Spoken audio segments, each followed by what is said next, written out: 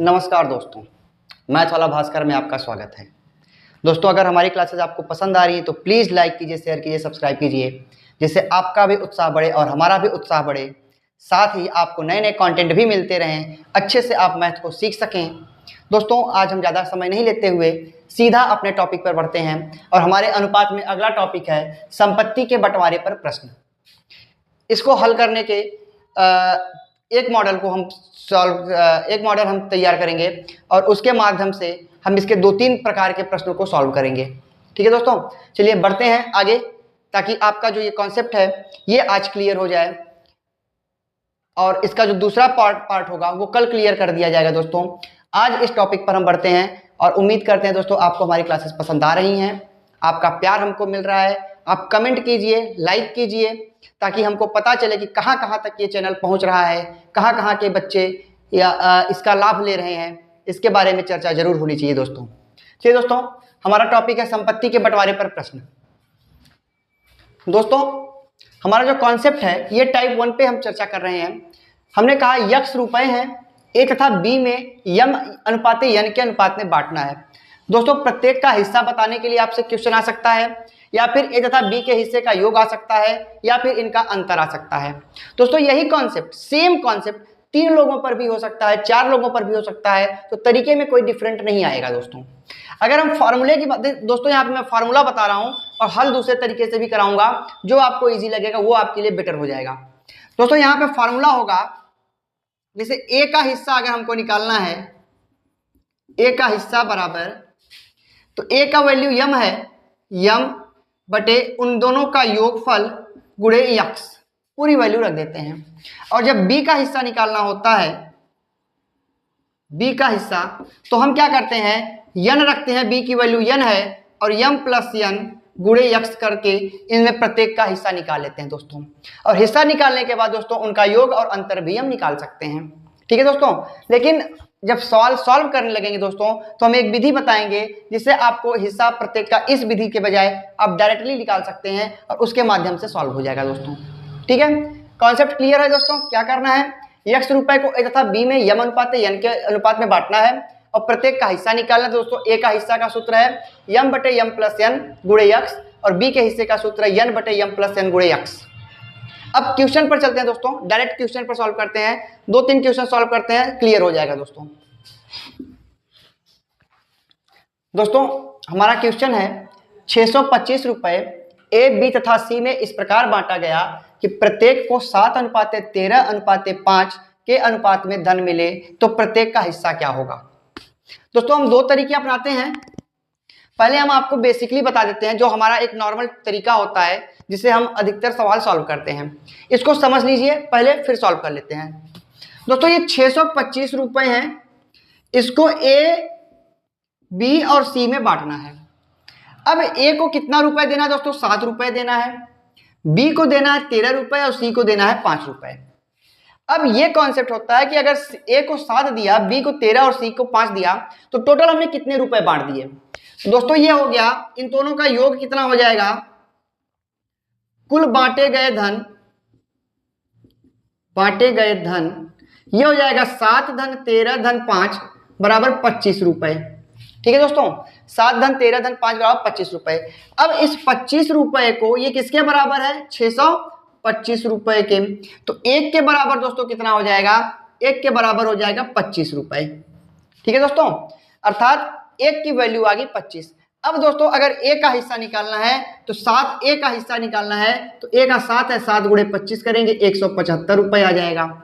B का हिस्सा निकालना है दोस्तों, तो 13 गुणे 25 करते हैं, तो 13 गुणे 25 मतलब कितना हो जाएगा, 250 और 325 रुपए हो जाएगा।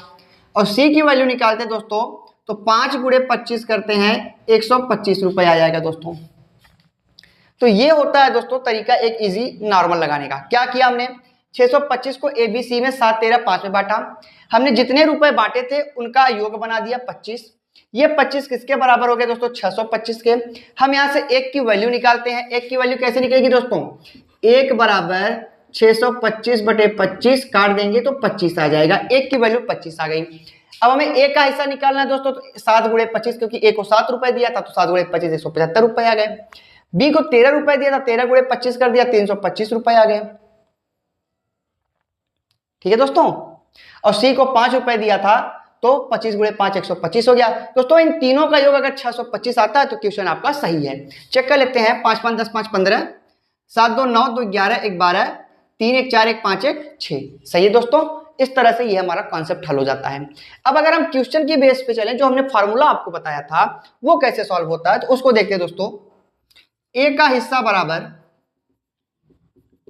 दोस्तों ए की वैल्यू कितनी है 7 बटे तीनों का योग रखा जाएगा, 7 धन 13 धन 5 और गुणे टोटल रुपया 625। तो ये हो जाएगा 7 बटे 25 गुणे 625, 25 से काटा 25, 25 सत्ते 175 रुपए। ये आपकी दोस्तों ए की वैल्यू आ गई। देखिए दोस्तों यहां पर भी आया है। इसी तरह से बी की वैल्यू जब निकालनी है, बी का हिस्सा, तो कितना हो जाएगा दोस्तों। बी की वैल्यू है 13 रुपए, 13 बटे इन तीनों का योग 25 आया ही है, गुणे 625 करते हैं। 25 गुणे 625 हो जाएगा, 25 में 25 से गुणा करेंगे, 25 से 625 काटे 25 और 13 गुणे 25, 13 5 65, 13 6 32, 325 रुपए आ जाएगा दोस्तों। ठीक है। इसी तरह से सी का हिस्सा निकाल लेंगे। उम्मीद करते हैं दोस्तों ये कॉन्सेप्ट आपको समझ में आया होगा। अगर ये कॉन्सेप्ट समझ में आया, इजी आया, किस तरह से हम हिस्सा निकाल सकते हैं आसानी से, तो आप इसको जरूर लाइक कीजिए, शेयर कीजिए। ठीक है दोस्तों। आगे बढ़ते हैं, इसके दूसरे प्रश्न पर हम चर्चा करते हैं।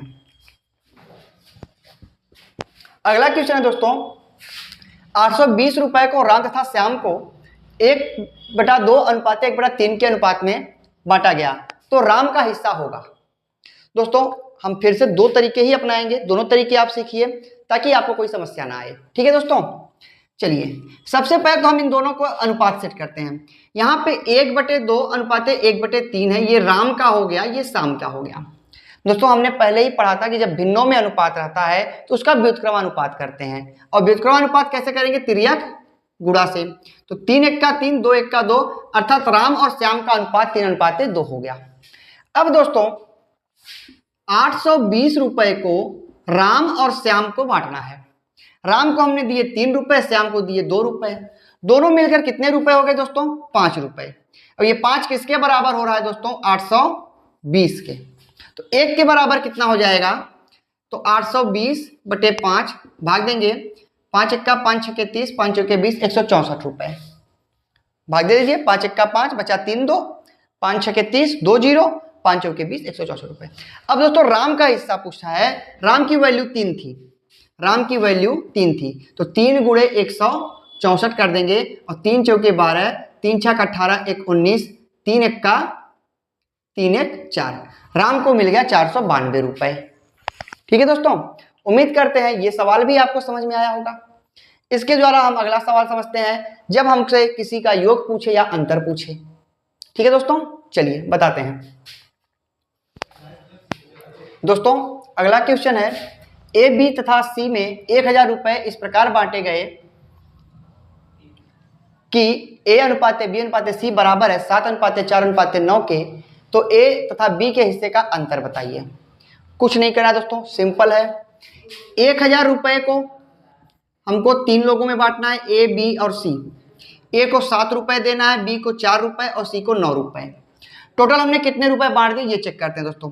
7 4 11, 11 9 20, मतलब 7 धन 4 धन 9 बराबर 20 रुपए हमने बांट दिए।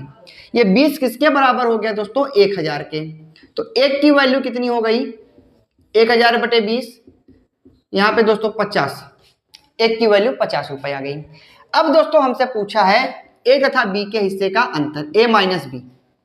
ए की वैल्यू कितनी है, 7 है, वी की वैल्यू कितनी है, 4 है। दोनों का अंतर कितना आ गया दोस्तों, 3 आ गया। ठीक है। जब 1 के बराबर 50 है तो 3 के बराबर 3 गुणे 50, 150 रुपए दोस्तों ए तथा बी के हिस्से का अंतर हो जाएगा। उम्मीद करते हैं दोस्तों ये कॉन्सेप्ट आपको अच्छे से समझ में आया होगा। इस पर और भी क्वेश्चंस बनते हैं और उस पर हम चर्चा कल करेंगे। तब तक आप इस प्रश्न को अच्छे से सॉल्व कीजिए और इस मॉडल के जितने भी प्रश्न आपको मिलते हैं उसको जरूर सॉल्व कीजिएगा दोस्तों। धन्यवाद।